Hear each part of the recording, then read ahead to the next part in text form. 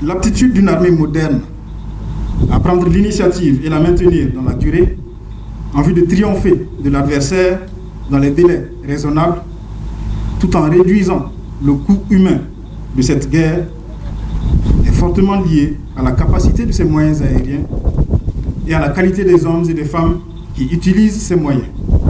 En somme, à la qualité de l'aviation militaire.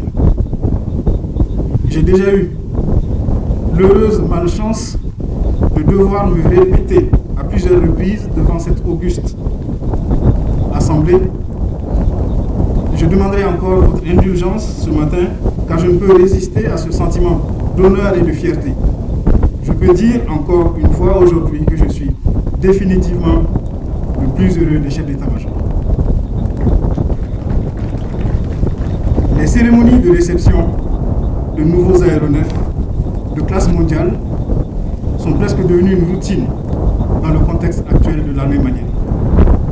Pour autant, chacune d'elles revêt une importance particulière et marque une étape décisive dans le processus de montée en puissance des forces de défense et de sécurité du Mali. En effet, après avoir combattu pendant une décennie avec vaillance et dévouement, sans jamais baisser les bras, mais avec de grandes difficultés au prix de pertes inestimables en vies humaines et en matériel, les forces armées maliennes ont connu, lors des 2 dernières années, une dynamique de renforcement, de modernisation et d'équipement sans précédent. Cette armée malienne s'est davantage professionnalisée dans le but de faire face à la menace insidieuse et barbare qui cherche à déstabiliser, à diviser, voire à disloquer notre chère patrie, le Mali. Ces efforts de reconstruction de notre armée ont été particulièrement soutenus par les autorités de la transition, qui en ont fait une priorité nationale.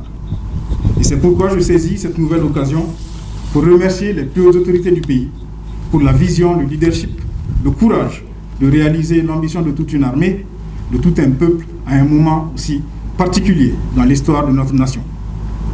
Excellence, Monsieur le Président de la Transition, chef de l'État, chef suprême des armées, c'est un fait.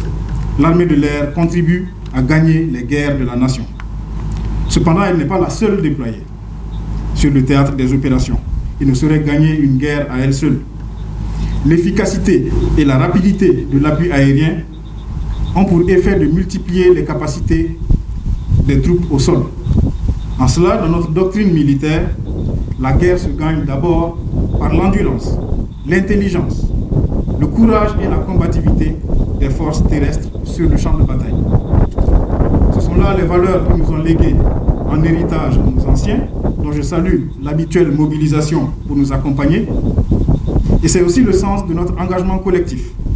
C'est l'état d'esprit que nous nous efforçons à notre tour de transmettre aux jeunes recrues qui rejoignent nos rangs avec la fougue de la jeunesse et l'ambition du patriotisme revigoré.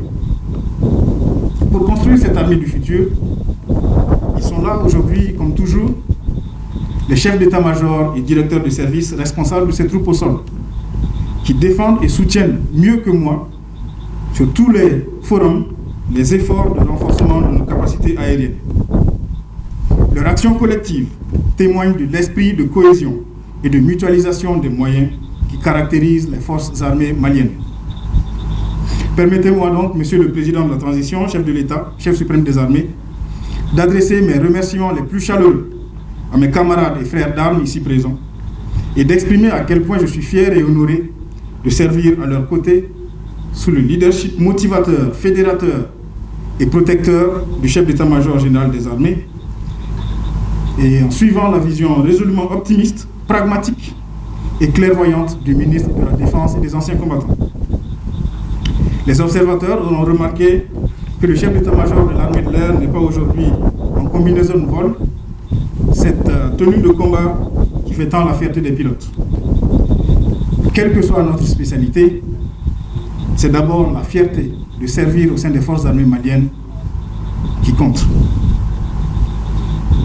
Permettez-moi également, Excellence, Monsieur le Président de la Transition, de faire une pause à ce stade pour rendre hommage à toutes celles et à tous ceux qui sont morts pour ce pays, en vous demandant d'observer une minute de silence en leur mémoire éternelle.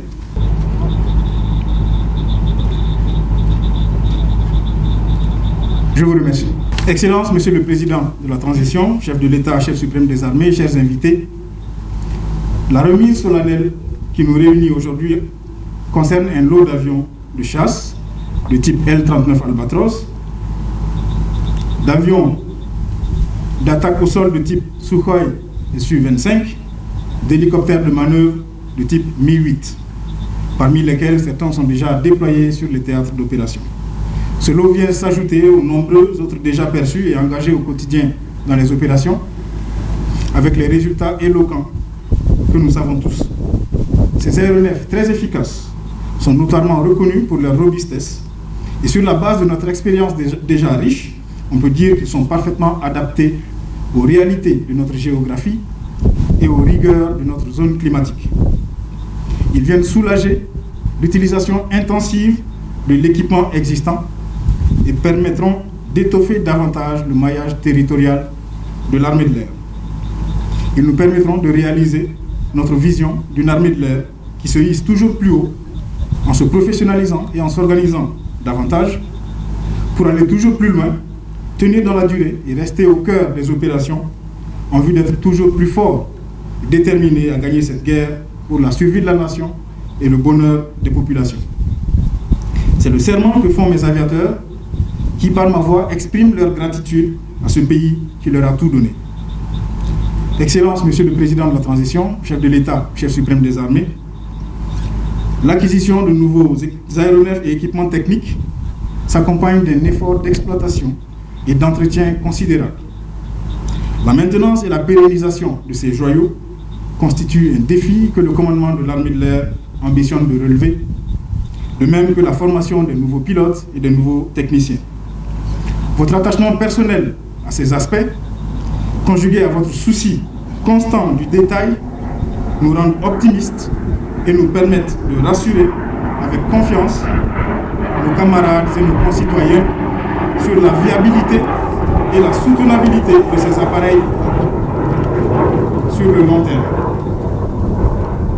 Les énormes sacrifices déjà consentis par le peuple malien et les autorités de la transition pour la réalisation de ces moyens sont dignes d'être soutenus et valorisés, et les aviateurs feront l'effort nécessaire.